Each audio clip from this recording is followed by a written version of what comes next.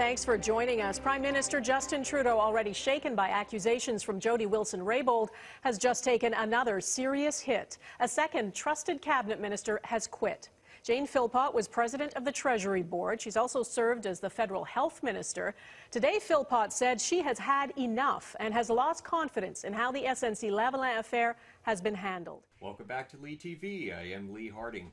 It is sure continuing to be interesting in Ottawa.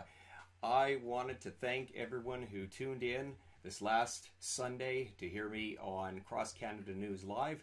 I talked for an hour and 20 minutes on Trudeau and on globalism and some of the articles I've written regarding him. If you want to see that, I'll give a link to you in the video description. We're turning now to our top story. Jane Philpot, one of the Prime Minister's most trusted ministers, resigns from cabinet, saying she has lost confidence in the way his office handled the SNC-Lavalin scandal. This coming just weeks after former Attorney General Jody Wilson-Raybould gave shocking testimony. In a resignation letter, she says in Canada, the Constitutional Convention of Cabinet Solidarity means, among other things, that ministers are expected to defend all cabinet decisions. A minister must always be prepared to defend other ministers publicly and must speak in support of the government and its policies. Given this convention and the current circumstances, it is untenable for me to continue to serve as a cabinet minister. She goes on to say, I must abide by my core values, my ethical responsibilities and constitutional obligations.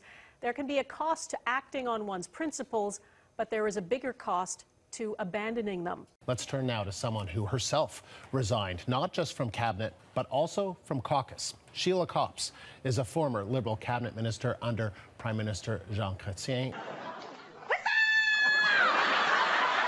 What's up? Yo, who's that? Sheila Copps. Well, you mentioned I resigned from caucus. I resigned my seat. I never resigned from caucus. And I think the challenge that I put out in the column that I write for the Hill Times is I don't understand why, and I believe Dr. Philpot is deeply troubled by what she thinks was something wrong. If she has so little confidence in the Prime Minister, why does she remain a Liberal?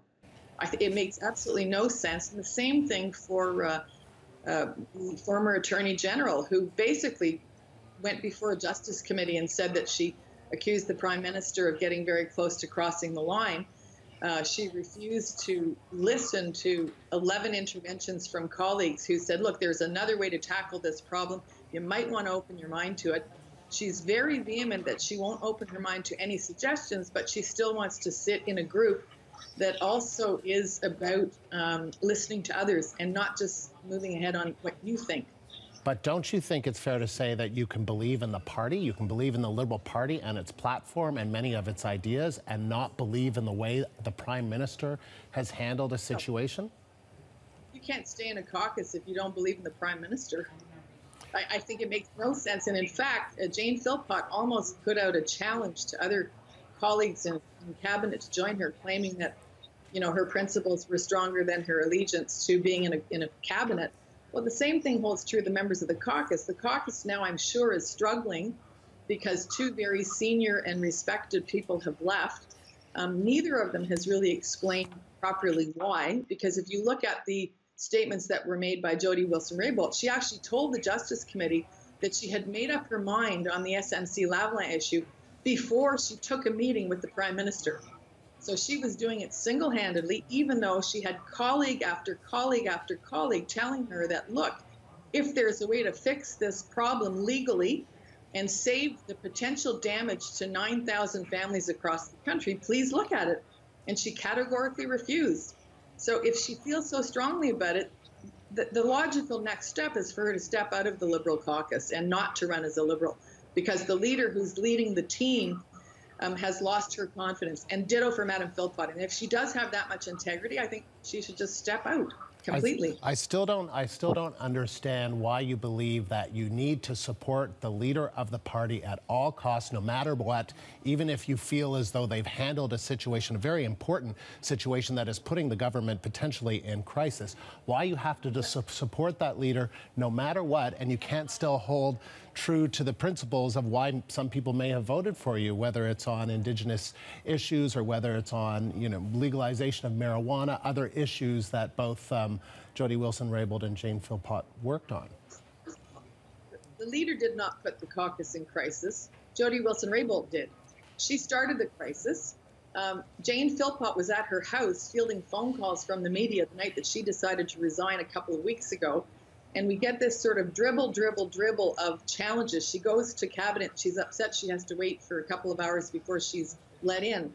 It's a dribble, death by dribble, which has been launched by two colleagues, or a colleague who now has somebody else joining her, who want to remain in the caucus, but have stated publicly they have no confidence in the leader. It boggles but they have the mind. No confidence. But Jody Wilson-Raybould says that she didn't have confidence because she felt as though she was inappropriately pressured as Attorney General, that she wasn't going to politically interfere in a case where the top prosecutor had made a decision. That's completely false, because she had an obligation, and in fact it was in the legislation. There was a split decision that came from the chief prosecutor. She was asked by one of her colleagues to look at other options, refused. Jody Wilson-Raybould didn't even hear her colleagues out. She said quite clearly in the Justice Committee that she made her decision before she took a meeting with the Prime Minister. And the bottom line is, when you're in the position of having a deferred prosecution agreement, there are individuals who did something horribly wrong a decade ago. They have already changed their whole management structure. They put in place a series of steps, and they've admitted their guilt. So they have been seeking a deferred prosecution agreement, which is the same type of agreement that could happen in any courtroom at any time. And if Ms. Jody Wilson-Raybould was so concerned about the legality of it, she should have spoken to the Prime Minister, and she did not. I mean, she ended up speaking to the Prime Minister, and she said, look, I've made my decision based on the conversations that I have had, and I hope that you are not, I mean, I'm paraphrasing, but I hope that you are not pressuring me or you are not telling me to interfere in this case, because she felt as though that would be inappropriate in her role as Attorney General.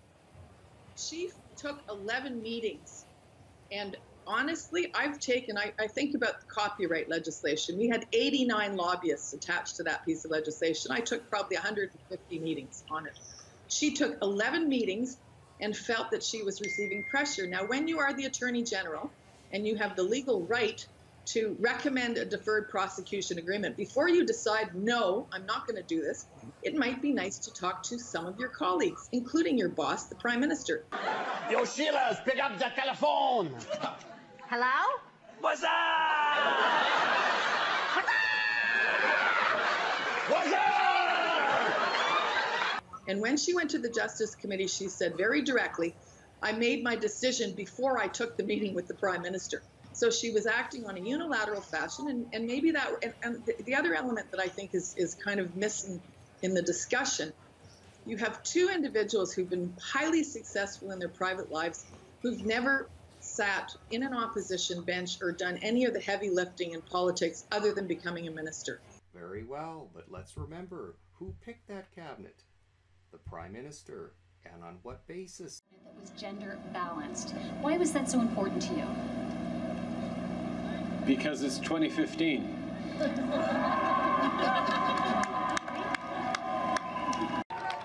Justin Trudeau wants this cabinet, his cabinet, to be different. A cabinet that looks like Canada. With a different, more prominent role, too. More decision-making, Trudeau says. This is going to be a period of slight adjustment for a number of people in the political world. Jody Wilson-Raybould is the new Justice Minister. She's a former Crown Prosecutor and Regional Chief of the BC Assembly of First Nations. I, Jody Wilson-Raybould. She'll now have to help craft a new law dealing with doctor-assisted suicide, as well as taking on legalizing marijuana. That political inexperience showed tonight.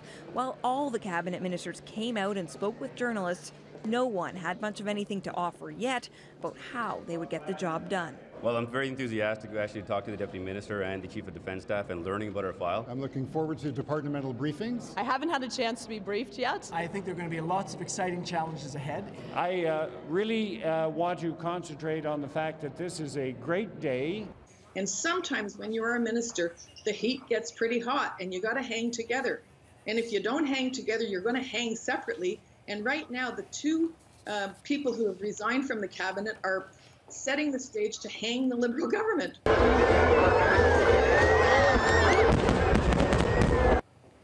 So I'm not sure why they would want to stay in the caucus. Mm-hmm. And I think you tweeted or you sent out, Trudeau needs to lance the boil inside the caucus. Tell us what you mean by that. This is a tweet from you. When you're in the caucus, it's a place where you should feel free to speak openly without having those conversations reported on subsequently. I just got an email this morning from a very close friend whose husband was the very well-respected leader of the government in the House, Herb Gray. Yo, where's Herb Gray? Yo, Herb!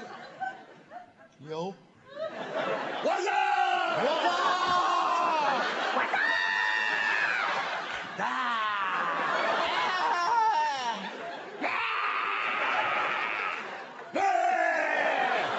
Oh, hold on. And she said, and I agree, she was absolutely shocked to see the copious notes taken by Jody Wilson-Raybould when she recounted all the conversations that she had in what is supposed to be a kind of a cabinet confidential conversation system. If she's taking those notes and if she's getting her book deal ready, which I think somebody referred to this morning on an earlier show, if she's doing that, how can a caucus member feel free to speak in caucus with impunity when they know that she's probably going to be making notes of everything they say and then going out and speaking to the media about it? So you think that the Prime Minister should kick them out of caucus? Yes, I do. I think they also, not only does the Prime Minister need to take strong action, they also need to reflect on, and I believe Jane Philpot believed everything she wrote in that letter, and she spoke about the greater challenge. And Jody Wilson-Raybould spoke about speaking truth to power. Can they really answer the question? Why would you remain in a caucus where you've gone out and told the country you don't have faith in your leader? Because they believe in the party, they believe in the platform, they believe in a whole bunch of other ways in which they're liberals. They're in the party.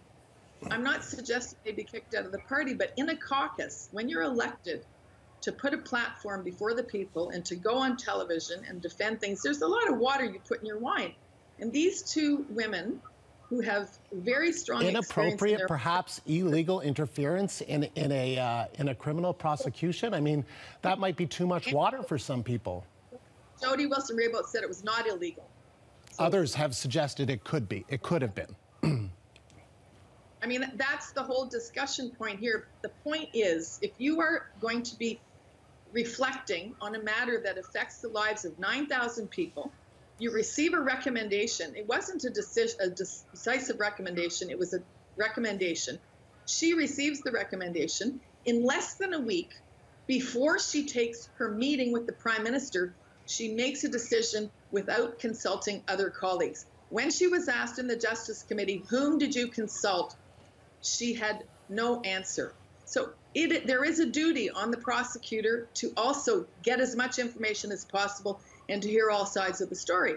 And she obviously felt she was not prepared to listen to anyone other than the recommendations, which was not a unanimous recommendation that she received.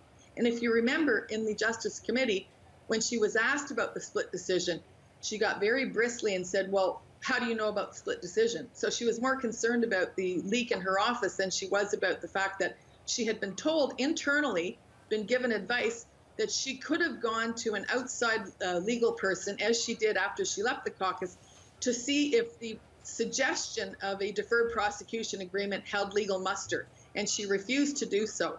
So this is a crisis that she has created, and I'm not sure why we should all be looking at the Prime Minister and saying, well, please keep her in the caucus because she's such a great member. She's basically sent out to, apparently, according to her own father, in a statement that he made 2 weeks ago, the possibility of taking the government down.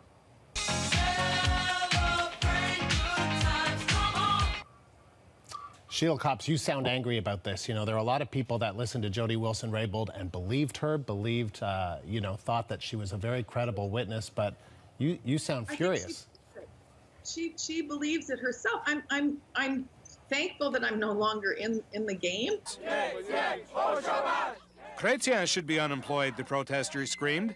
As the Prime Minister continued toward his car, he came face to face with one of the demonstrators. Suddenly, Chretien took the man by the back of the neck. His other hand was over the protester's mouth. He pushed him aside. Seconds later, another protester approached the Prime Minister. Chretien knocked over the bullhorn that was in his hands. This was all over in a matter of seconds. The Prime Minister grabbing a protester by the back of the neck and pushing him aside. The RCMP pushed the protester on the ground. But how did the protester get so close to the Prime Minister? The RCMP says there was no breach in security. That the Prime Minister was adequately protected today, and